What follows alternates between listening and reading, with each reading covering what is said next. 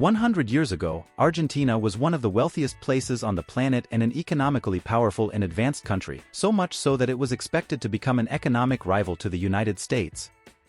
However, something went wrong and a long economic decline began, worsening steadily since then. Argentina's last 100 years are a story of 9 defaults, hyperinflation, and constant economic crises. Today, Argentina is on the brink of economic collapse once again. How does a country go from being an economic giant to being a laughingstock?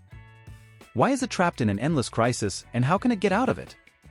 This is the downfall of Argentina. Although largely forgotten now, 100 years ago, Argentina was truly an economic powerhouse. At its peak in the late 1920s, it was one of the fastest-growing economies in the world. For consecutive decades, it had a per capita GDP similar to that of France or Canada. It was one of the top global destinations for investment and immigration, widely seen as the next economic superpower. The basis of its success lay in agriculture. Thanks to having one of the planet's most fertile regions, the Pampas, Argentina managed to become a global granary at a time when the world was hungry for raw materials and willing to pay high prices for them. Argentina was eager to supply them. While raw materials flowed out, people flowed in. From 1870 to 1914, Argentina's population quadrupled, and its economy benefited from agricultural workers and entrepreneurs flocking to the country. Buenos Aires was dubbed the Paris of South America for being the continent's cultural capital, and Argentina became famous as a sort of United States, a growing economy open to immigrants and full of opportunities, where anyone could make a fortune and build a new life. In its pursuit of economic development, Argentina decided to become the most pro-immigration country in the world, opening its borders to literally everyone and even offering to pay people for their journey to the country. With its growing economy, business-friendly policies, and higher wages than most of Europe, this resulted in a massive wave of European immigration to Argentina. Millions of Europeans from Italy, Spain, Portugal, and other countries decided to start their new lives in the New World. If you find this analysis of Argentina's economic history interesting and want to continue exploring how a country with so much potential has faced so many challenges, don't forget to subscribe to our channel. Also, activate the notification bell to not miss the second part of this fascinating journey through Argentine history.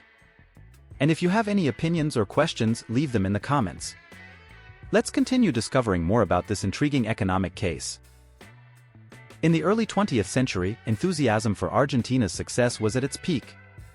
It was the place where things were happening, where investing was bound to be profitable, and where a new economic giant was being created.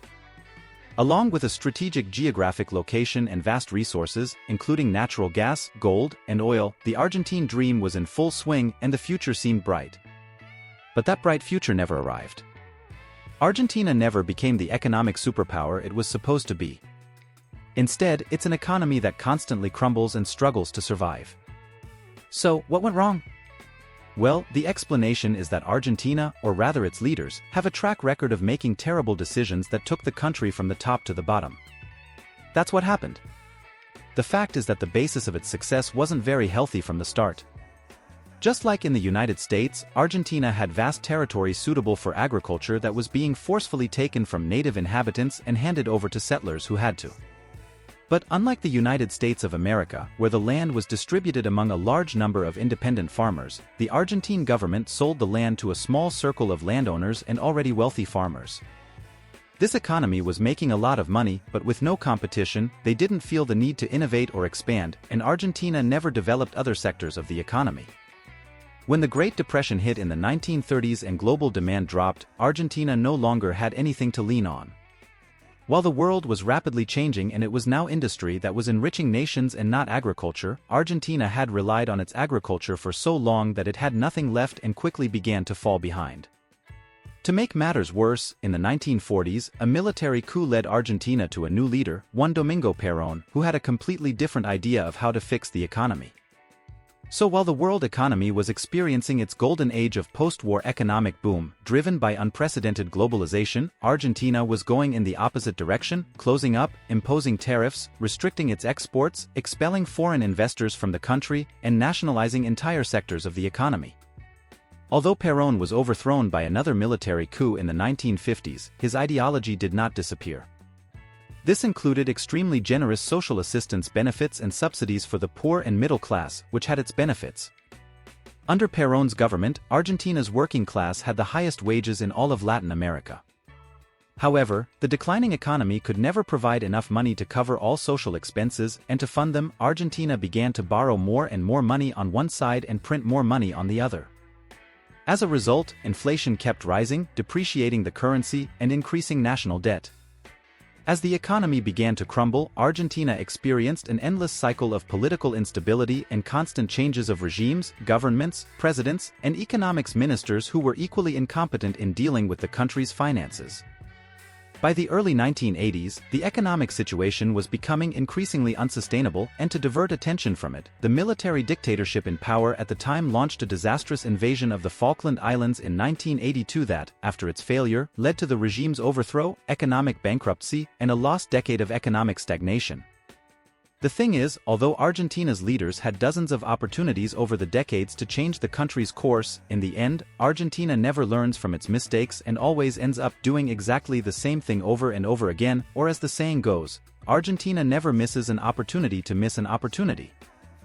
In 1989, the last decade of Argentina's economic troubles culminated in a spectacular wave of hyperinflation that wiped out the savings of most of the nation and sparked riots across the country, with people who could no longer afford food looting supermarkets. To stop inflation, a new president decided to adopt a new strategy, stabilizing the currency in relation to the US dollar. For a while it worked, however, this change, although stabilizing the currency, meant that Argentina could no longer print money to fund its expenses, which was always one of the main ways any Argentine government financed itself. Without this possibility and for the new strategy to work, the country now needed to earn money instead of just printing it and drastically cut expenses. In other words, Argentina needed to stop acting like Argentina, but once again, broadly, it couldn't help it and continued with another spending spree that the economy couldn't afford, funded by loans from foreign investors and the IMF. However, when the global economy slowed down and money ran out, Argentina crashed into a wall. After losing access to additional financing from the IMF, it experienced the largest government bankruptcy in history and a new series of riots, caused by anger at the complete mismanagement and incompetence of the government. Since then, Argentina has experienced 20 years of ups and downs. At the end of the day, the economy faces the same problems again. The government continues to spend more money than it can afford, printing money to fund its expenses and depreciating the currency, increasing inflation more and more. As a result, inflation today exceeds 100% after 5 years of growth, and the economy is once again on the brink of collapse. And so, Argentina continues to make the same wrong decisions that lead to the same results and keep it trapped in the same perpetual crisis. Thank you for joining us on this journey through the complex economic history of Argentina. If you liked this video and want to see more detailed analyses like this one, please like and share it with your friends. Do you think Argentina can overcome these economic challenges in the future? We would love to read your thoughts in the comments. And remember, for more fascinating content on economics, history, and politics, subscribe to our channel. Until next time.